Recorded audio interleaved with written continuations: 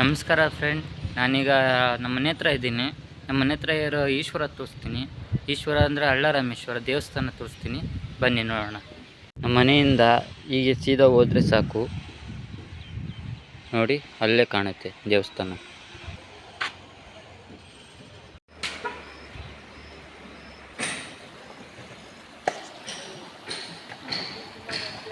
ನೋಡಿ, ಅಳ್ಳರಾಮೇಶ್ವರ ಅಂತ ಯಾಕೆ ಕರೀತಾರೆ ಅಂದರೆ, ಇಲ್ಲಿ ಇಲ್ಲಿ ಈಶ್ವರ ಉತ್ಪತ್ತಿಯಾಗಿರೋದು ಶಿವಲಿಂಗ, ಹಾಗಾಗಿ ಅಳ್ಳರಾಮೇಶ್ವರ ಅಂದರೆ ಹೆಸರು ಬಂದಿದೆ. ಇಲ್ಲಿ ನಾವು ಚಿಕ್ಕ ವಯಸ್ಸಲ್ಲಿ ಬಿದ್ದು ಈಜೊಡಿತಾ ಇದ್ವಿ ಈ ಪ್ಲೇಸಲ್ಲಿ. ಬಂಡೆಕಲ್ಲಿದೆಯಲ್ಲ ಅಲ್ಲಿ ನೋಡಿ, ಶಿವಲಿಂಗ ಉತ್ಪತ್ತಿಯಾಗಿರೋದು ಇಲ್ಲೇ.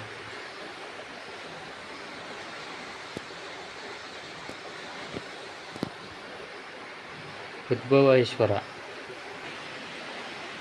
ಮಹಾಗಣಪತಿ, ಅಳ್ಳರಾಮೇಶ್ವರ ಪಕ್ಕ ಶ್ರೀ ಪಾರ್ವತಿ ದೇವಿ,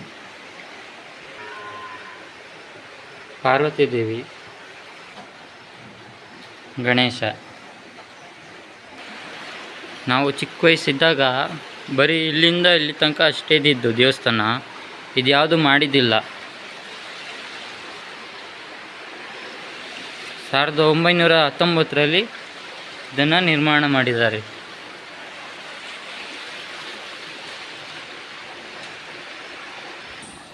ಈ ದೇವಸ್ಥಾನ ಎಲ್ಲಿ ಬರುತ್ತೆ ಅಂದರೆ ರಾಮೇಶ್ವರ ನಗರ, ಅಳ್ಳರಾಮೇಶ್ವರ. ನಿಮಗಿಷ್ಟ ಆಗಿದ್ದರೆ ಲೈಕ್ ಮಾಡಿ, ಶೇರ್ ಮಾಡಿ.